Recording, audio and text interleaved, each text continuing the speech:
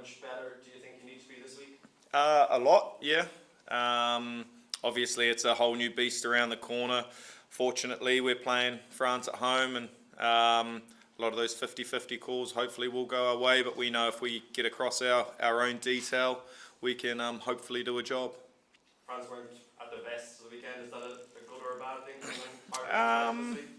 I mean, it doesn't, they're a world-class side, they've shown it for a good couple of years. They've, 9-10 combos, pretty scary. Their back rowers are world-class. They've got a midfield that's very dangerous and a back three who would put the shivers up most teams. So when you look across individually, they've got some pretty good firepower, so hopefully they don't string it all together, yeah.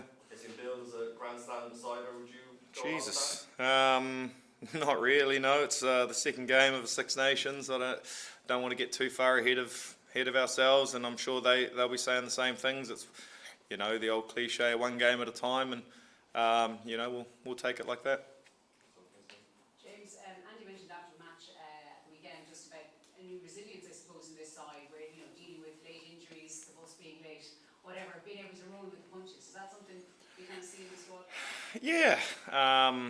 You just got to take the good with the bad, and, it was obviously heartbreaking for the likes of Jayo and Tig during the week as well, being ruled out, and obviously Churchy.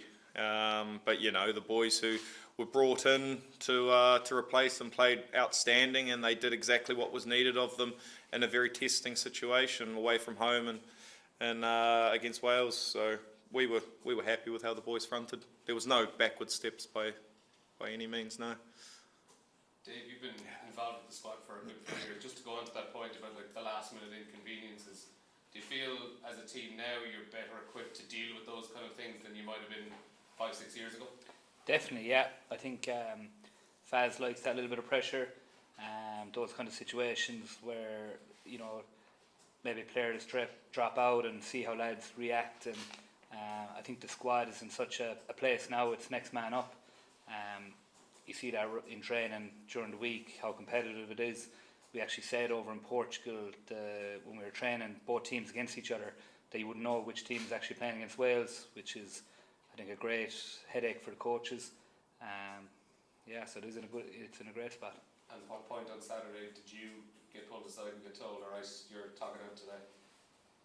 It wasn't until the morning of the game, but Paulie on the way out in the elevator just said, "Be ready, kid," and he's as he does. But I knew I prepared all week as if I was being involved, so I was just ready to go. And just from your own personal point of view, then obviously you hadn't played since the end of the last Six Nations with Ireland, and you'd missed out on the main squad in the autumn. Was there a point maybe in the last few years? Did you think you were kind of just on the outside looking in, trying to sneak back in? How much did you think you could get back in on the Six Nations? I had a bad injury at the end of that Six Nations. I'd get 2 discs shaved in my neck, and you're out for a considerable time, and you're looking on and you're seeing what the team is building, what Faz has built here. I was actually chatting with Pete the other day at dinner. We were just saying, obviously everyone talks about how good an environment is here, and it's not rubbish. Like, it actually is a real enjoyable place to be, but it comes from the top down. Faz has got great people in, and it filters down to the players. It's such a good place to come in and get better every day. And as I said, I was not involved. You're watching on and you're desperate to get back in, and fortunately, I just put my head down and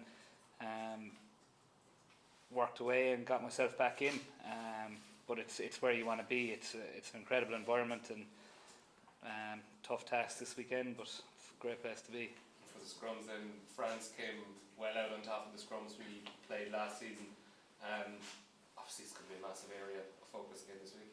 Yeah, it's a huge area. There's no shying away from the French scrum. You look at the top 14, you look at France. It's what they base their game around. So it's going to be a big challenge for us, but we'll put all the steps in ready to be prepared for it. And Dave, just when you said there that you were watching on, hoping to get back into the squad, was there ever any doubts?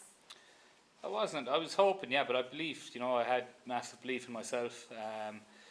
that I would get back in if I could get back fit. It was the worst injury I ever had. I lost kind of power down my hand through getting those discs shaved, and it was and unnerving at times, wondering would the power ever came back. It was a couple of months with the great S&C and rehab coaches down in Munster, and it just wasn't coming, and then all of a sudden it came, and once I saw a bit of light I went with it and just built myself back up and worked away to try and get back in. So I'm feeling very fortunate to be in here, and I suppose you don't know the saying, you don't know what you have until it's gone, really resonates with me now. You're out of the environment through injury or selection or whatever, and then when you get a second crack at it to get back in, you want to take it with both hands and make sure you're in here as long as you can. James, notwithstanding you to follow somebody who's just quoted Joni Mitchell there, very good. That's a bit gone. Yeah. All right. There was some certain fear on the Leinster websites and stuff like that you weren't coming back when you disappeared back to Yeah, had to catch a bit of sunshine before. Yeah. So could you just, I appreciate it's a personal matter, but Yeah. could you just tell us you're back for good, or you're back for long? Nah, mate, I'm. You can't get rid of me, unfortunately. I'm like a bad smell, and sure, look, I'm back. I'm not going anywhere, and look, I'm ready to rumble. Yeah. Yeah, and were you delighted to be back? I mean, straight Yeah. back in with a situation where Andy just welcomes you back in straight, pick up stuff. Did you feel as though you felt you got in pretty quickly? Yeah, well, like, I told Faz that I had to pop home for a couple of weeks, and I'd got in touch with Jayo and all the medicals and everything, and we got across everything I needed to do to make sure when I did come back I hit the ground running, and came back and straight into Portugal. It was the first time I trained with a team for 3.5 weeks, and I felt like I was in great shape, and like I said, I didn't skip a beat. I made sure I got across everything, and breakaway try the weekend. He was at home. Speed work for a couple of months. Nice. Yeah, it was good. It was nice to, I guess, be given the opportunity, and that trust was there. That Faz gave me the opportunity after some good training, and to be able to put in a performance that the team was happy with. That's all that really matters. Has Yeah. Mike Hansen been thrown out of the band? Have he got a horrible haircut? Man, he's got a horrible haircut at the moment. He is. My wife, he looks like a bit of a Karen at the moment, Like he's going to ask for the manager. So he's sure. Look, Mac, nothing's going to stunt him from his how he is. So no, it's. Joe, just the French team didn't look much like Grand Slam winning team last year. How much better do you expect them to be? I know they would be disappointed with their performance against Italy away, and credit to Italy, they fronted up physically. That first half was very, very messy. I think both sides would say that, and then the second half was a proper test match, and came down to a few moments that France ended up winning. It was a kick battle into Italy giving away a penalty, went to a maul, got around the corner, and Jalabert scored. So that there was the telling sign. But we know that a different French beast, the French that we know, is going to turn up, and we're prepping for that, and can't wait for the opportunity to test ourselves against the team that won the Grand Slam last year. And just a question that was asked on television. If you can't beat France in Dublin, how can you beat France in a World Cup in France? Jeez, great question. Look, we're one game at a time, and this is the opportunity we do get. We last year away from home probably gave them a few too many easy points in the first half, fought back in the second, but we weren't quite there. I think we're a different team now compared to where we were 12 months ago, and we're going to go out there and give it a good crack. And sure, look, if they beat us and the better team wins, that's what happens. It's rugby, it's sport, and we're going to leave no stone unturned to make sure that we turn up in the best shape that we can. Any relevance between this week and what happens next September? No, it's still a long time, but obviously you want to keep building and hold on to momentum for as long as you can, because I think we're in a good place, and if we can keep building and getting better, why wouldn't we? Yeah. That's one of the things that Andy said about last year was that Ireland failed to be themselves against France to begin with in that game. When Andy talks about being yourself, what is that identity?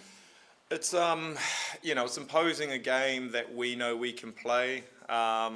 It's tight shapes, it's at the line, it's been combative and physical, and it's very, very easy to say, and then you go to France and get walloped in the first few contacts and you start second guessing yourself. But you know, that's going to happen. It happens in a game where you're going to lose a few battles and have to play a bit smarter, but at the end of the day, we know that we've got a shape that can break down most teams if we get our own stuff right. And the French are physical. I think it would be silly to say that they're not bigger than us.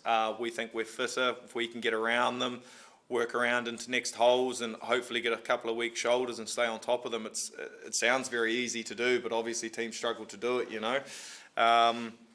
You know, like I said, man, we're just going to go out and play our rugby and see how we go. And what is Andy's messaging of that? How would you describe the way that he is with the team and the sort of environment he's developed? He encourages you to be yourself and not take away from the fact of this, I guess, the skills and the point of difference that you have as to how you got into this position, and then it's finding a way around a structure that Andy puts in front of us to make sure that we can express ourselves. And you know, we've got some freakish athletes as well. I think if you look at our back rowers at the moment, I mean, pretty dynamic, our 6, 7 and 8, and even our locks, Tig moving into a lock who was, you know, predominantly a 6 a couple of years ago. You know, it's very athletic and dynamic, and just giving those boys the opportunity to play at the line, play little tips inside, balls out the back, Sexto turning corners, having forwards there, you know, it's all part of the whole, you know, our whole system. And the quicker we can get off the ground and get into shape, I think we can cause some problems.